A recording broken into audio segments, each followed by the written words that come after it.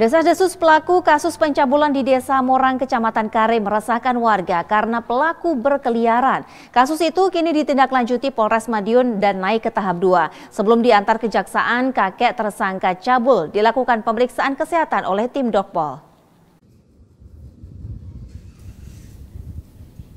Madimin, kakek berusia 70 tahun warga Desa Morang, Kecamatan Kare, Kabupaten Madiun, Kamis pagi dijemput dan dibawa ke Polres Madiun karena sempat meresahkan warga sekitar.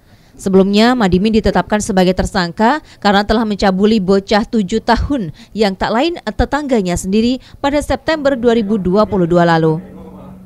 Meski telah ditetapkan sebagai tersangka, kakek Madimin selama ini tidak dilakukan penahanan karena kondisi fisiknya yang memiliki riwayat penyakit jantung. Meski tidak dilakukan penahanan atau ditangguhkan, polisi menyebut bahwa proses hukum saat ini masih terus berjalan. Selama penangguhan penahanan, tersangka dikenakan wajib lapor secara rutin ke Polres. Rabu pagi, Madimin menjalani pemeriksaan di bagian urusan kesehatan Polres Madiun. Kemudian berkas penyidikan tersangka beserta barang bukti dilimpahkan ke kejaksaan untuk proses hukum lebih lanjut atau dilakukan persidangan. Tindak lanjutnya akan kita limpahkan ke kejaksaan atau bahasanya itu tahap 2. Setelah itu kita limpahkan ya kejaksaan. Apa yang menjadi alasan pihak kepolisian tidak melakukan penahanan terhadap tersangka kemarin? Kita tidak melakukan penahanan karena melihat kondisi si kakek.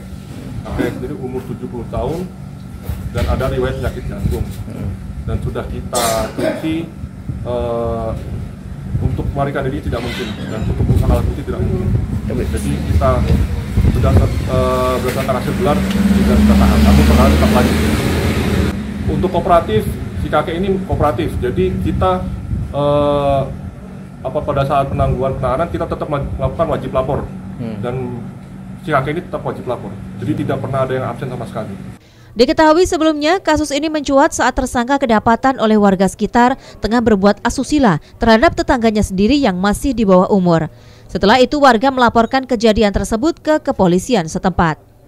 Atas kasus ini, tersangka dijerat Undang-Undang tentang Perlindungan Anak dan atau Undang-Undang tentang Tindak Pidana Kekerasan Seksual dengan ancaman hukuman minimal 5 tahun penjara. Tova Pradana, JTV, Madiun.